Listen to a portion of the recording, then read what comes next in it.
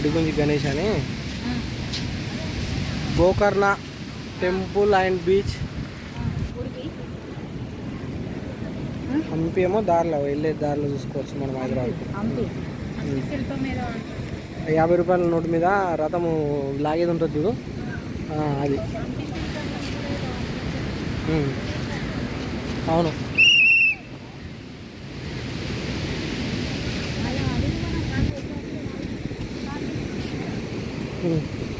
ఉండు, ఎందుకు నడుస్తారు, క్యాలరీలు ఇదైపోతాయి.